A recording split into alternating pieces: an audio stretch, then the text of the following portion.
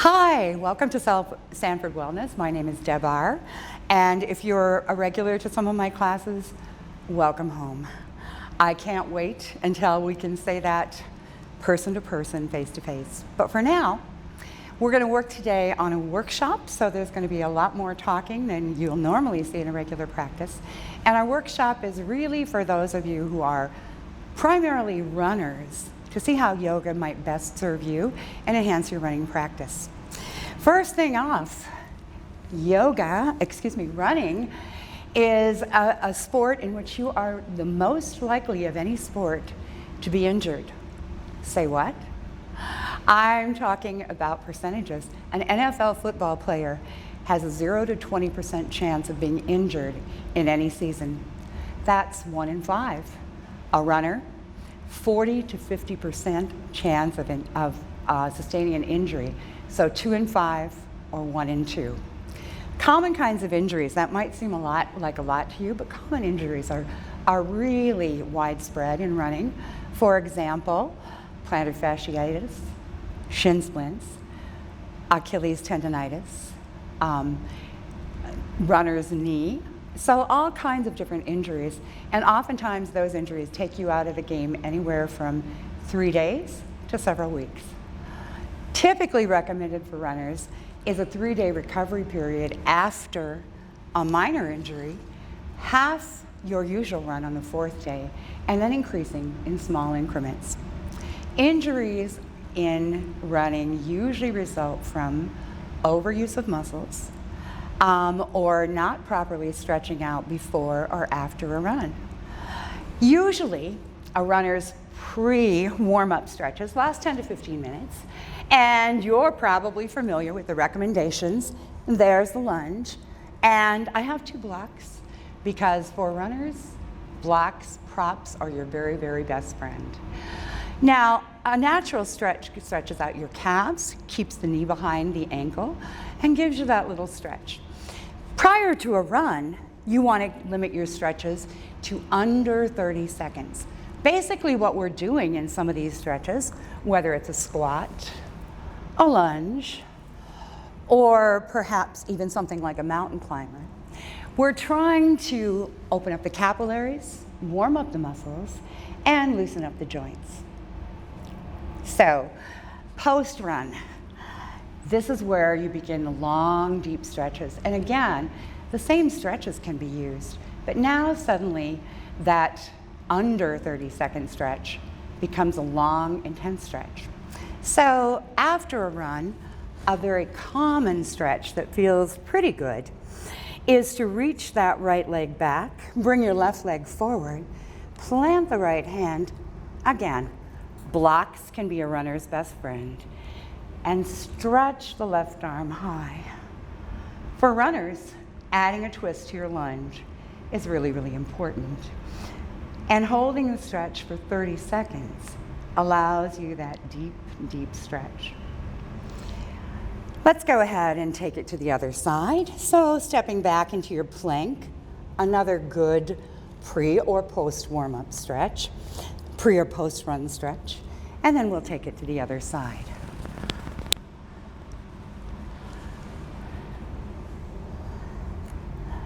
So we know that we should stretch before and after the run, but we don't always do that.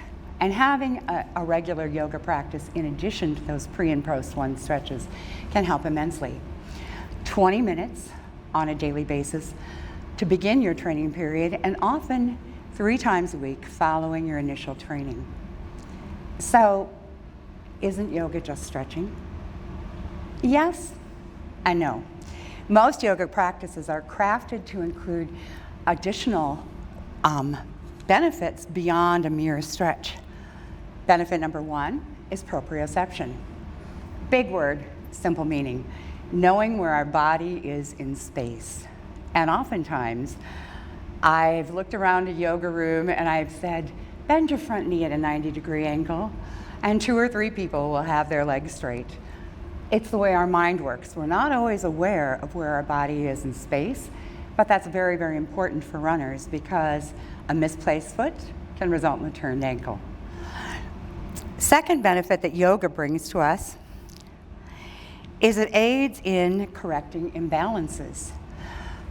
Let's take that lunge again, and this time, bringing the foot forward, extending the back leg back, rising up into a crescent lunge. In yoga, we would bring our hands above our head and stretch out. So we're getting an extension on the torso and the trunk that we don't normally see in runners. In addition to that, we're loosening that hip area where we often get compression in a run. In addition, yoga works on multiple planes. When I'm running, I'm working on the sagittal plane. I'm going forward, basically in the same repetitive motion. When I'm doing yoga, I might be here in my crescent lunge, sweep downward into a lower lunge, spin to a side lunge, press back, coming up and into a reversed warrior. So we're working different levels, we're working different planes of the body. In addition, yoga can increase flexibility. And flexibility might not sound that important for a runner, but being more mobile, being more flexible can increase your stride length, it can increase your speed, and it can increase your cadence. So an important part for runners. It also improves your breath capacity. Almost any yoga class you attend will include some formal breathing exercise. It might be something as simple as a triangle breath.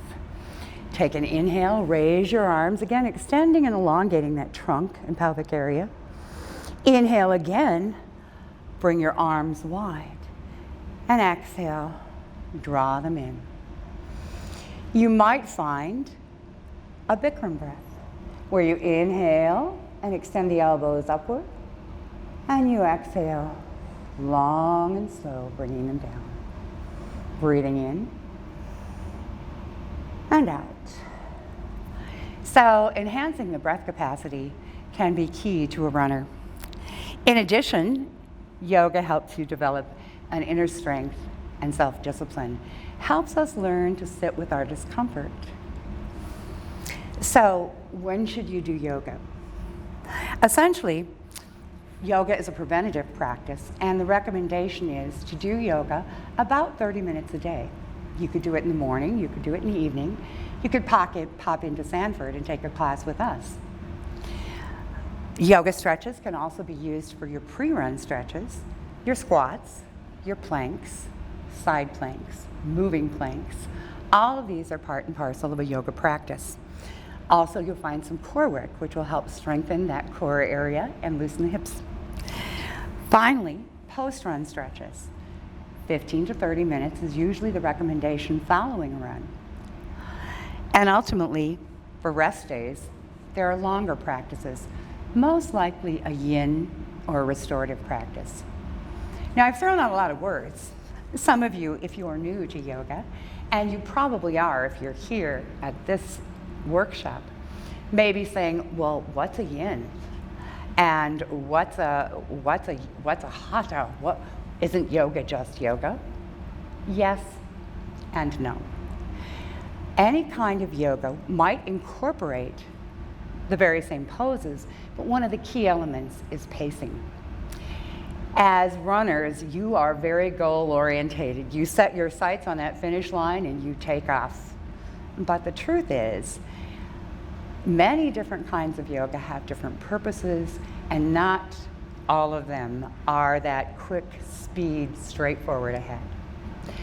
First question you might have is hot or cold?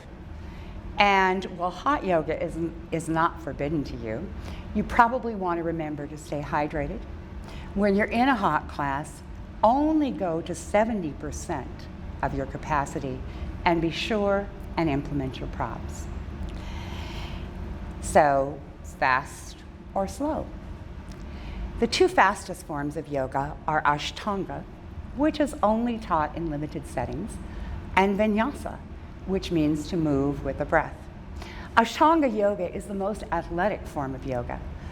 You move very, very quickly through the poses.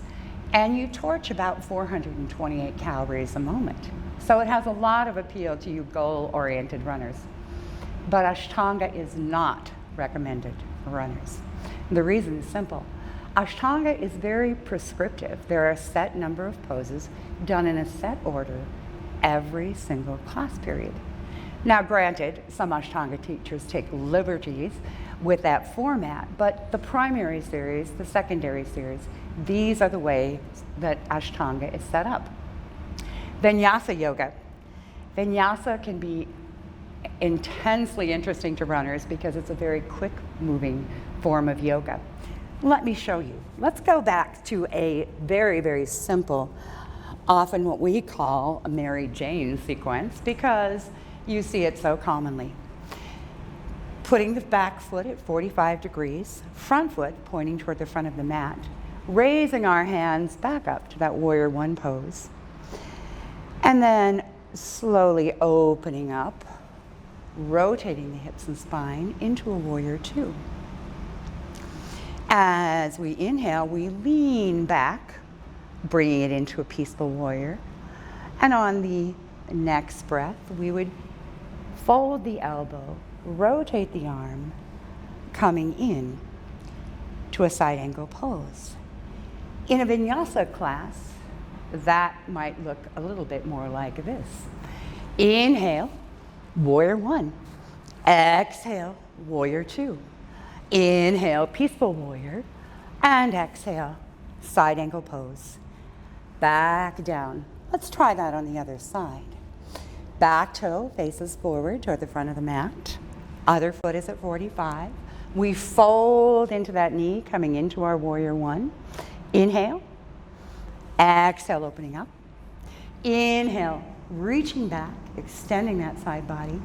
And exhale, coming down into that side angle pose. And then down to the floor. Now, obviously, in a vinyasa, you're going to find that people move at slightly different paces, and your teacher may slow the sequence down. But in a classic vinyasa, it's one pose, one move per inhale and exhale. So, is that good for runners? Vinyasa can be an awesome off-season practice, but during the course of your running season, vinyasas are probably not the strongest practice for you. You could use it if you're a casual runner as a warm-up before a run, because again, we're opening the capillaries and we're moving quickly, holding those poses much less than 30 seconds. As a serious runner, vinyasa is probably best reserved for off-season practices. Second kind of yoga, slowing it down just a little bit, are the stretch and strength group. Stretch and strength yoga is basically hatha, or hatha, you'll sometimes hear it called, where poses are held anywhere from 2 to 7 breaths, and oftentimes as long as 10 breaths. Let's take a sample of a Hatha sequence. And again, any pose can be done vinyasa or Hatha style. It's not the poses, it's the pace. Bring your right toe to the front of the mat, left foot back to 45, that warrior stance, but this time both legs straight. We'll extend our arms shoulder width apart, shoulder high, and now we're going to twist the back hand over to the inside of the front ankle.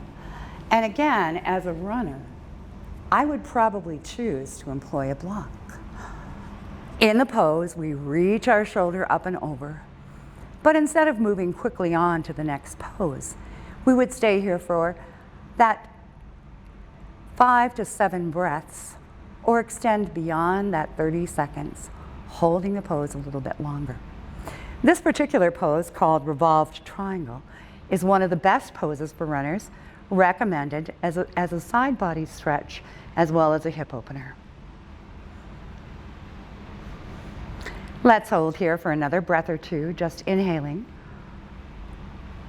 and exhaling and breathing in and out, and then sweeping back, coming into the center. Let's reverse our feet. 45 in the back, turning that back toe toward the short side of the mat, and again extending arms beyond the shoulders. Take a big breath in And on the exhale, twisting down, back arm to the instep or the inside of the front foot. And again, Hatha Yoga, we stay here 5 to 7 breaths. Some people hold them as long as 10 breaths, exceeding that 30-second window, which gives you the longer, deeper stretch.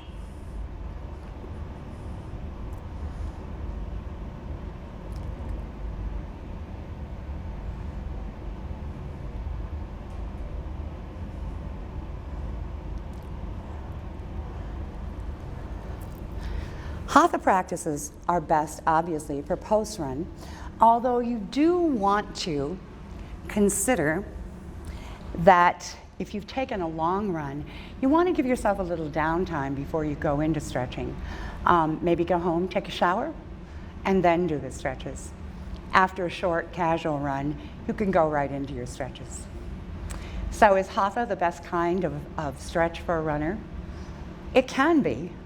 But maybe better still are some of the even slower, deeper poses. The one most recommended for runners is the yin practice. Also restorative can be good, particularly when you're recovering from an injury. So what do those words mean? Yin, restorative. A yin practice is one that's primarily ground-based. So we stay on the mat for most of the time. And we hold poses for 2 to 7 minutes. You heard that right. Let's give an example of a yin pose. This one of your typical lunges, comes from the Dragon series. It's called Inside Dragon. And we simply bring our blocks here or here, drop the tailbone to the floor, and scoot the front leg forward. Now, you may see in one of your yoga classes someone beside you who's extending their leg back just a little bit farther, and maybe they're able to bring their elbows to the floor.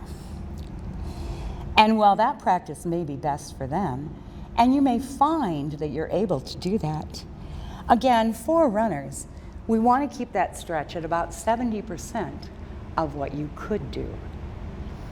In addition, you can add just a little bit more to this pose, and I'm going to turn and face you again so that you can see what I'm doing as you hold the pose where you are. You can bring a little bit more depth to this pose if you choose by allowing that knee to fall away, coming onto the side blade of your foot in a pose in yin that's called wing dragon, or that many of you may recognize from a little faster sequence as a lizard pose, a lizard lunge.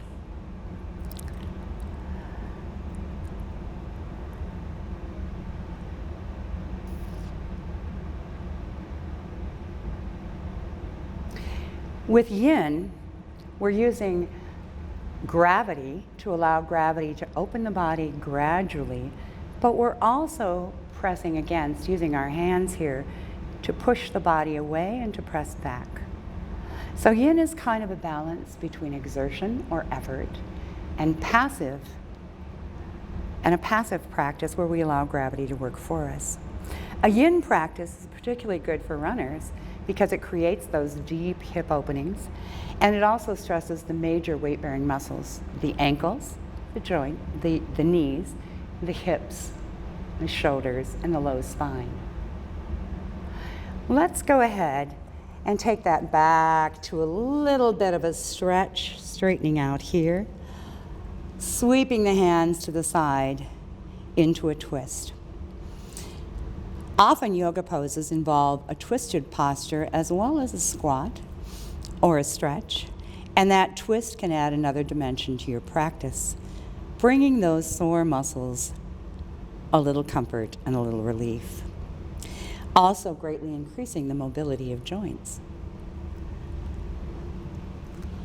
Let's go ahead and take that same pose to the other side, beginning again with the foot forward, toe facing the mat, coming in to tailbone dropped down, hands to the blocks. And if this is where your lizard takes you, this is perfectly fine. Once we've settled into the pose, you may find, just as we did before, that you can move that back foot back just a little. Maybe yes, maybe no.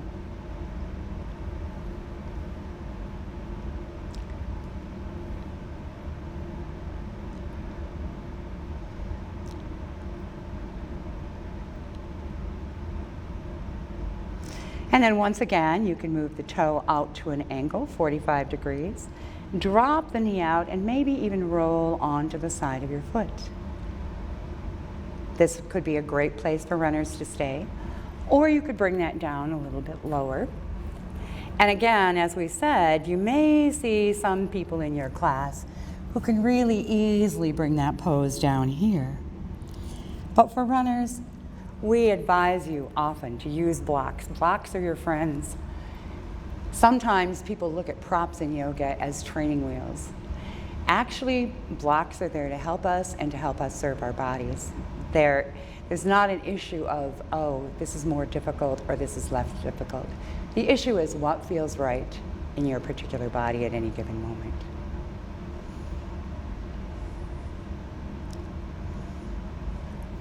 So if this is yin, engaging the shoulders and the arms and allowing gravity to open up, then what's restorative? In restorative yoga, we use an intense number of props. You might have several blankets. You might have several layers of blocks. And we allow the poses to be completely passive. So many of the restorative poses are done either in a seated position or supine position or prone, on your back, on your tummy, or sitting down.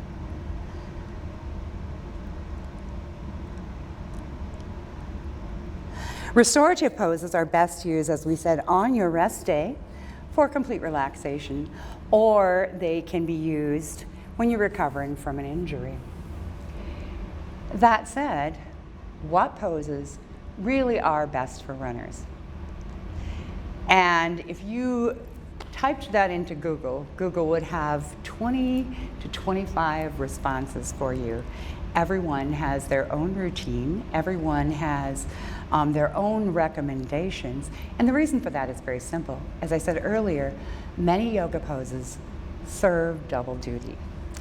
So what I've done today is I'm going to give you just some poses that you might incorporate in a home practice, or you might spot when you come back to join us here at Sanford. And these poses are ones that work really well for runners. And I've done that by kind of distilling information out there so that the poses are not exclusive, not just these poses. And these are certainly not all the poses you'll see in runners' workshops or in runners' sequences, but these are the ones that you will see with most frequency. So let's go through those quickly and let's begin to implement some of those props that we have. Coming back to the side edge of my mat so you can see the long body, I'm going to bring those blocks in.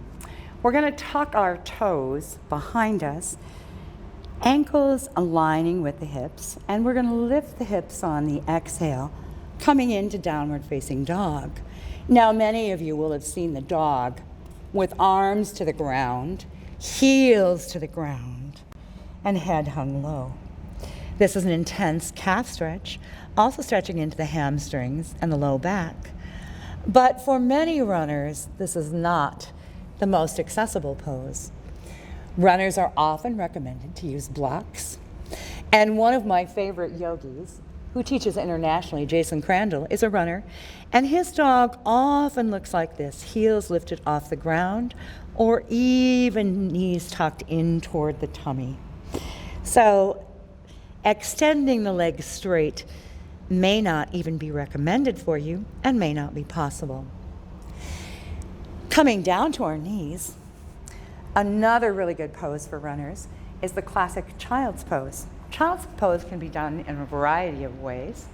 We can have our knees together, our heels to our hips to our heels, and we can walk our hands forward. Lots of times what happens in child's pose is people are very intent on getting their head to the ground. They really want their head down there. And so as they begin to walk it out, the seat begins to rise off the heels. There is a pose in yoga where we place our seat above our knees, turn our palms upward, and draw our head to the ground. This is considered extended puppy pose, and it's a good release for the lower back muscles. But in a child's pose, we really want to try and keep our hips to our heels. So again, this is where blocks can be a runner's really good friend. We can bring those blocks in to lower down and allow our head to hang forward. We can even place a block below our head. For some of you, that might look a little more like this, and for others, more like this.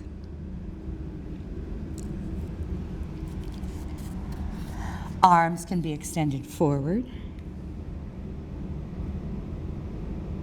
or we can curl the shoulders down and bring our palms back to our heels.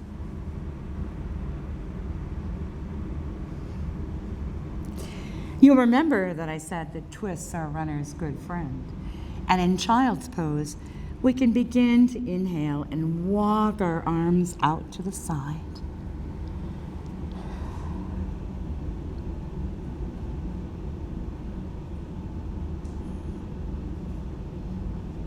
Pressing down here through the right hip as we extend a little stronger through that left arm, allowing the head to hang in that triangle you've created between your arms.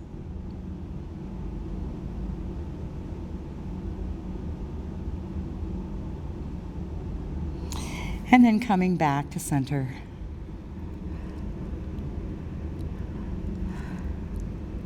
And reaching the right arm over, and drawing the left arm to it. And again, dropping your head into that triangle you've created as you press back through the left hip. And breathe.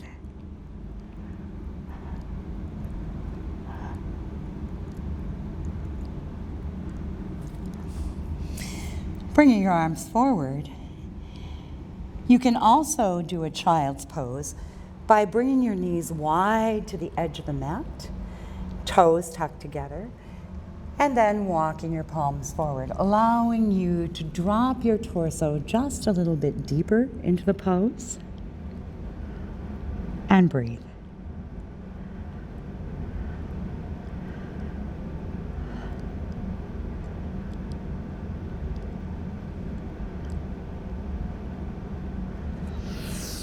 And then walking back up. Your feet are your foundation in running. And one of the poses highly recommended for runners is a little bit of an unpopular pose. We call this one toe torture, sometimes toe pose. All of our toes extend behind us. We bring our weight back to our hips, hips over heels. For runners, this is once more a great place, in fact, a recommended place for you to use props. So maybe you slide those blocks back and have a seat on the blocks as you keep your toes tucked beneath you.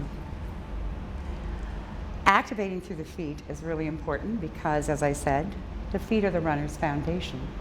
They're the base of what you basically do.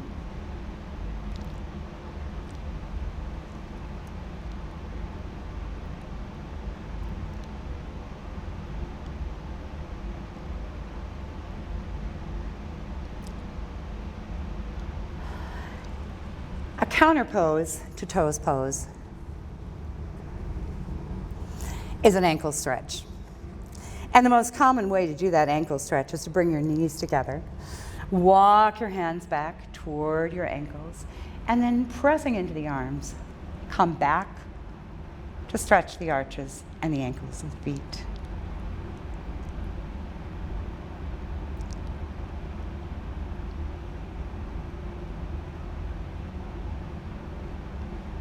You can also add an ankle stretch to some of our other postures.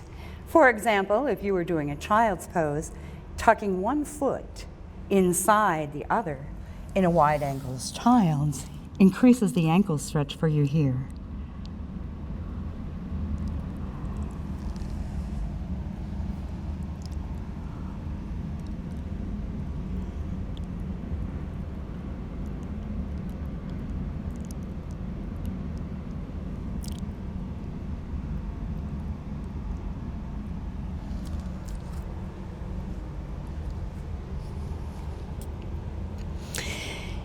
We've already mentioned the importance of lunges and planks, so let's take a look at some sample planks that we can do. Obviously, the straight plank. Arms beneath the shoulders, fingers spread wide, pressing back into the calves, back through the heels. And breathing here. Engaging the abs, keeping tight through the abs. And then drawing the elbows down, we can come into a core plank pose.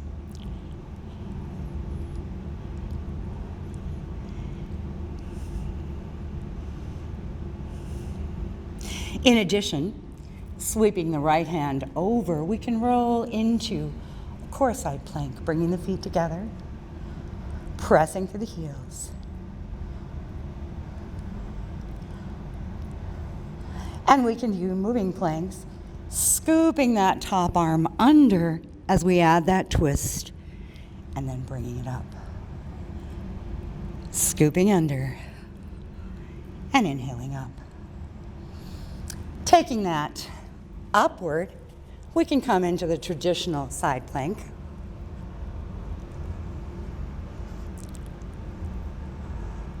And we can, of course, move that to the second side.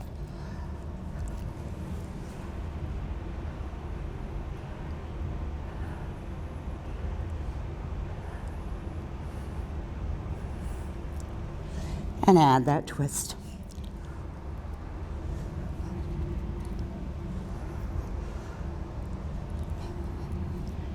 In addition, you may walk your plank from core plank to high plank, or you may walk your plank to the side and back.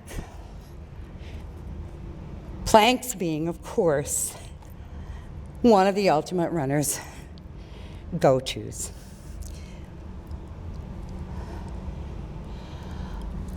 Finally, there are some poses that are prone poses that are excellent for runners.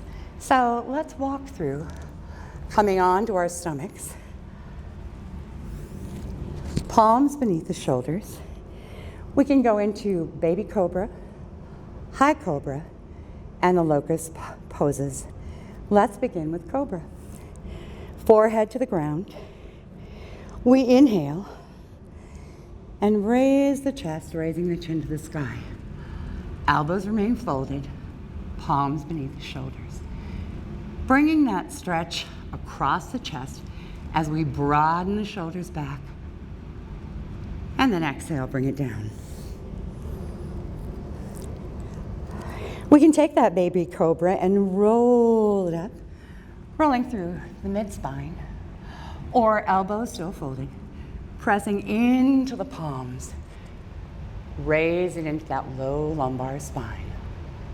And again, always nice to add that twist, dropping the right shoulder, looking over the left, and then inhale, bring it back up, dropping the left shoulder on the exhale, looking past the back toes, and then inhaling up to center. Rolling down from the cobra. One thing to keep in mind when you're doing your cobras is in a cobra, your spine and not your hands should be doing the work. So let's take it back to that cobra, palms beneath our shoulders, rolling up, chin rises, chest rises, shoulders roll back down the spine. And now try to lift your palms. That's an assurance that your spine and not your hands are doing the work in the pose. Go ahead and come on down, arms forward, bringing either your forehead or your ear to the mat, and breathe.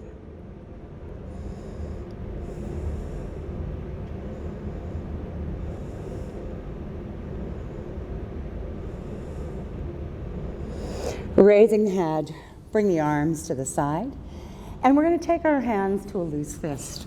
Actually, not much of a fist at all. We'll curl our fingers and cap them with our thumbs on both sides, and we'll place those beneath our body, right in that inguinal canal, that little space between the pelvic girdle and the thigh, pressing down, face parallel to the mat. We can lift one leg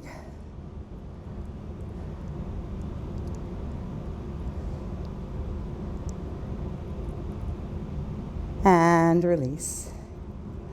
And then the other. And release. And then lift both legs.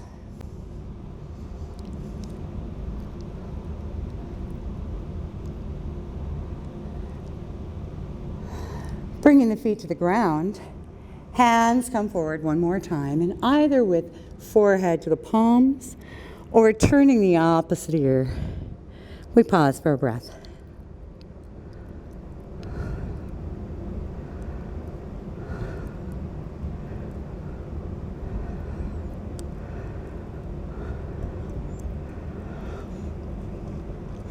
Bringing your head back to center, we'll do our final locust, and we'll add some possible hand movements, but we'll bring it to the full expression of the pose.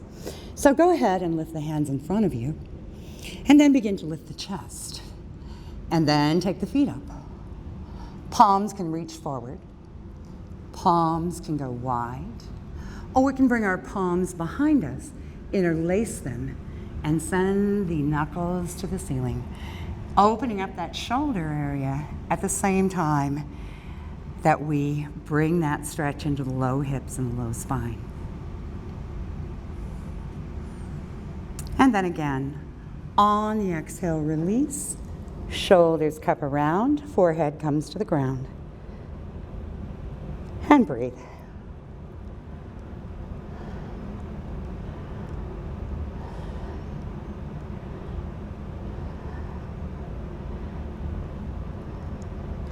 And then hands forward. Let's push back one more time through our tabletop and draw our hips to our heels. We've already explored Revolved Triangle. You remember? We brought our back arm to the inside of our instep.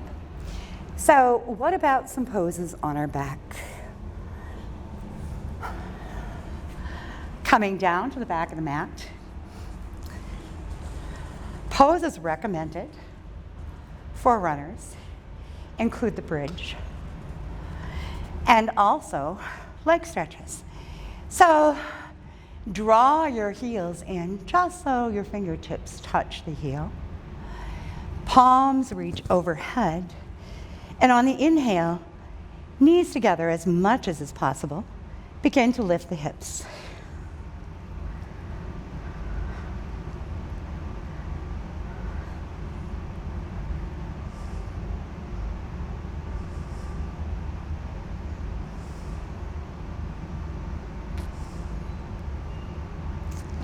And then go ahead and very slowly on the exhale, begin to bring the torso to the ground, lining up the bones of the spine.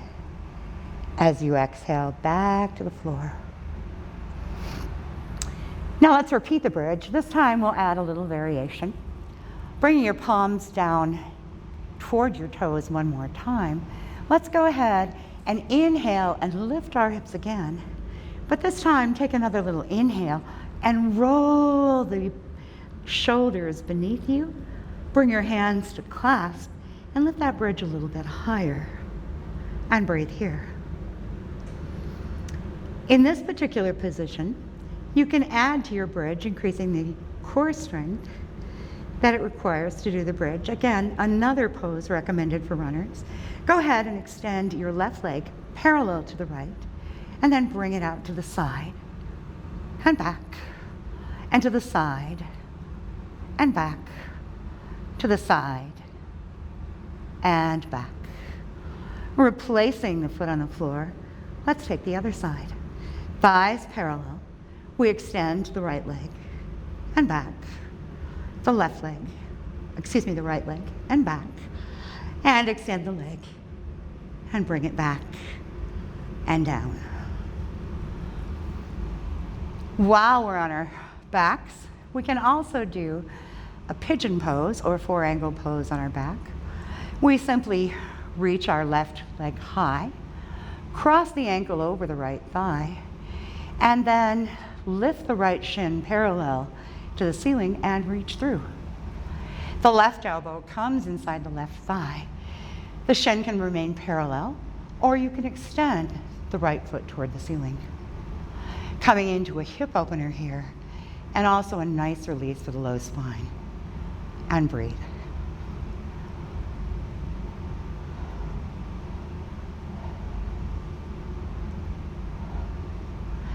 And on the exhale, go ahead and return your foot to the floor and unwind. Second side. Right foot extends, outside ankle to the hip.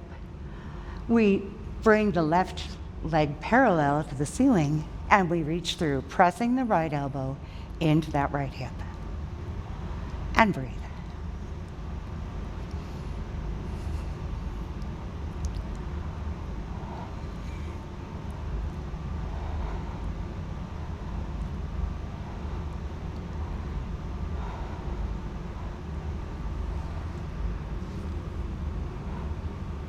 And then go ahead and bring the foot down and unwind.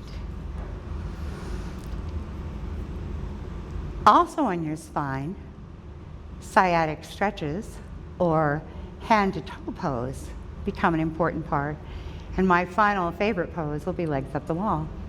So let's go ahead for now and keep this knee bent and raise the right leg up, reaching for the thigh or the calf, or up to the ankle, or maybe to the big toe. And now, if possible, if this isn't accessible to you, remember, props are your best friend. Using a strap here is perfectly acceptable. Go ahead and tease that big toe forward. One of the things that's really important to remember in this stretch is your knee should be straight, and that brings us back to that idea of proprioception. Sometimes it feels like our knee is straight, but what we really find is our knee is like this. So it's important to keep the knee straight, and if the knee can't be straight, to go ahead and back off the pose just a little bit. And again, you can always use a towel or a strap to extend your reach. If this feels comfortable to you, you can begin to inch that toe back toward your head, placing the left hand either on the hip to keep it from cupping over, or placing it on the knee to monitor the fold in the knee. You can also straighten the leg to add a little bit more depth to your stretch. Bringing your opposite hand to the ground, you can open up to the side, taking that foot out to the side. Now, oftentimes here, we make the mistake of thinking it's somehow better if we can get the outside of our ankle to touch the ground. In this pose, we often use a strap, or again, you can grab the calf or you can grab the thigh. But the idea is not to force our leg down or force it open, but to allow it to open up as we hold the leg.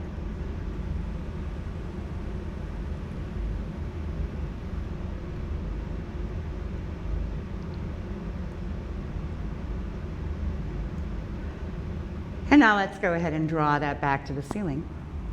Let's exchange arms, bringing our hand to the outside of the thigh, the calf, or the foot, opening up the right hand, and then drawing the foot across the body.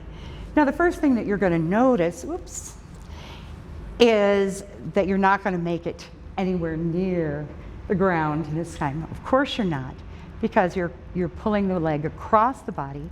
So there's no incentive to do that, and there's no reason why you would. We're giving ourselves that big external rotation.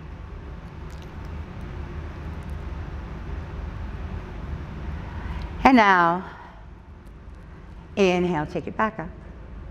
And then go ahead and fold the knee in toward the chest, draw it toward you, and press down in a pose called half wind relieving pose.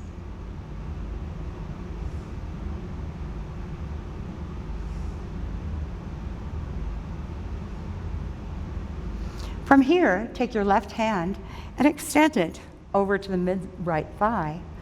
Bring your right arm out straight, and then tease that leg one more time over to the side into a twist.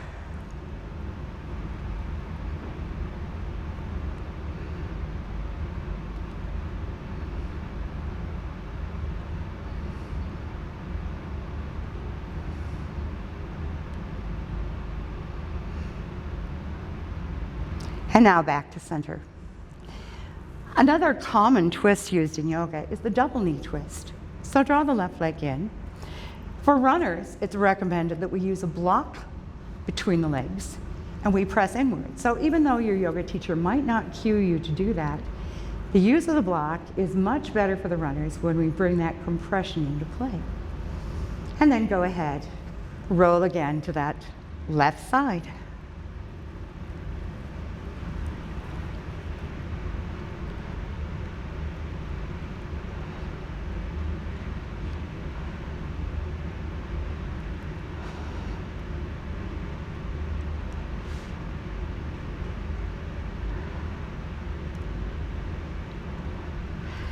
And then go ahead and bring that back, remove the block, and let's extend the left leg long.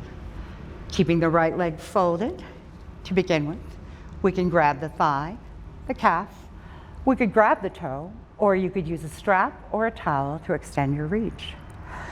Bringing the hand over the knee to judge whether or not that knee is actually straight. And again, if you can't exactly tell, you can always check the back side of the knee, because when the knee is bent, you'll start to feel tendons press outward. We want the knee straight, or we back off the pose.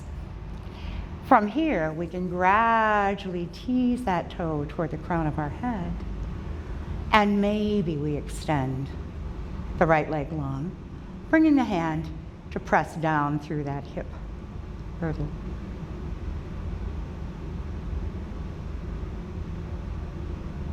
And then again, right arm opens, left arm helps the left leg toward the ground. And again, there's no real purpose that your leg needs to be touching the ground. Your leg might be here. Different bodies require different stretches. And breathe.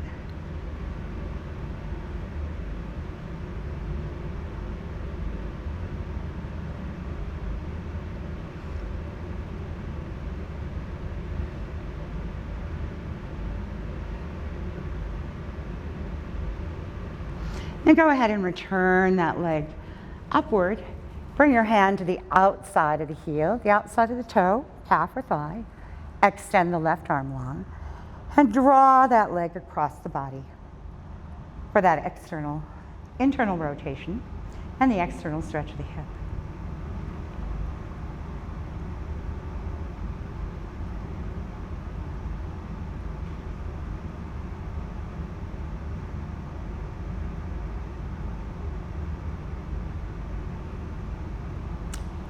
Centering the leg once more, fold the knee, draw it into the chest, and compress.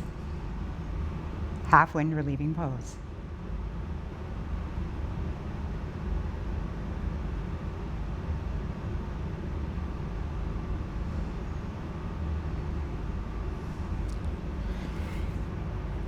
And then bringing the right hand to the mid-left thigh, extending the left hand outward.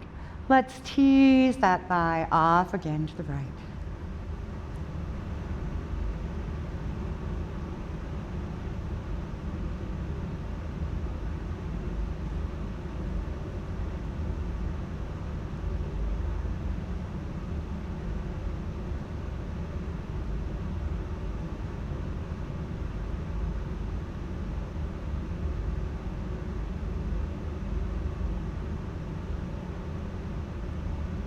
And then once again, back to center. Drawing the right knee up, we place the block between our legs, and we take that twist a second time, pressing into the block as we twist our knees to the right, and perhaps bring our chin to the left.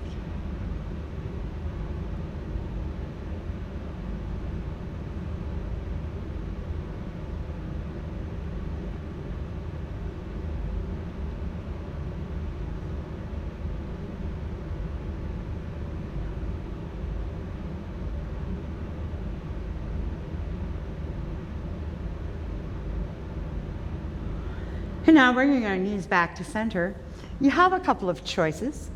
You could move your bottom to the wall, or you could simply grab a strap or a towel and bringing palms beside you, press your legs upward, heels pressing, toes back, to a position called legs up the wall. And oftentimes, in legs up the wall, you can even move the legs around just a little bit to get a little massage in that low pelvic area. Against the wall, that pose would look like this.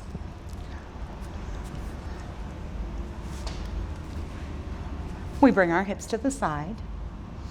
We lean back as we extend our legs long.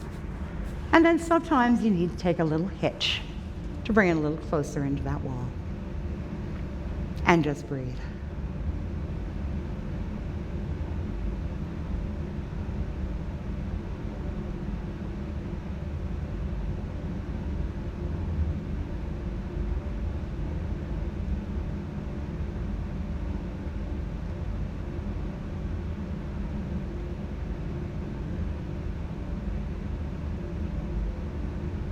When you're ready, we'll draw our knees in and we'll come back down out of that pose.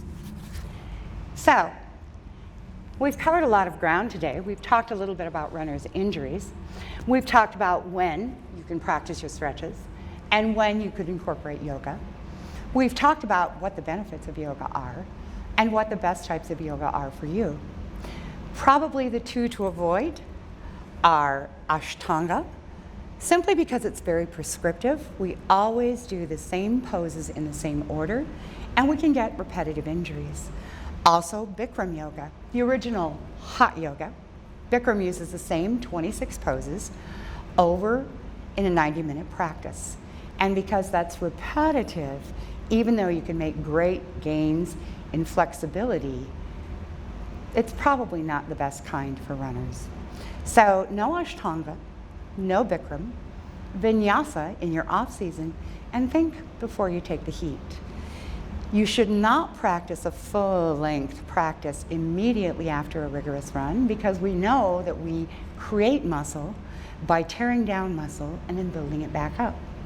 And in a hot environment, we want to keep our stretches at about 70% of what we could do. Because if you have a micro tear where you've torn muscle and you're ready to rebuild, and you stretch that, it's like fabric that you're stretching apart, and that micro tear can become a macro.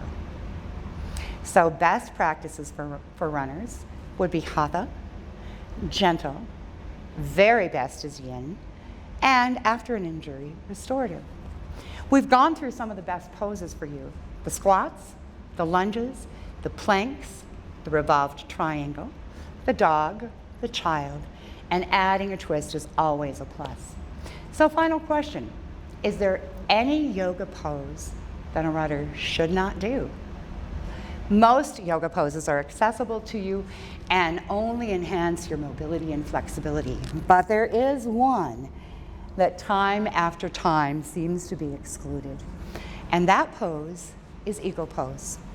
If you extend your arms and then bring one arm over the other, and please don't follow me, but observe, bringing your hands together, this internal rotation of the arms with compression is definitely not recommended for runners. So if your yoga teacher cues you into an Eagle Pose or adds the legs, wrapping one leg over the other, either toe tucked to the ground or bringing it up to a balancing pose, maybe it's time for you not to follow along, to take a little break. And with that, I thank you for the gift of your time, and I hope you found some things in this workshop that will be useful to your practice. And I hope to see you soon back at Sanford. Namaste.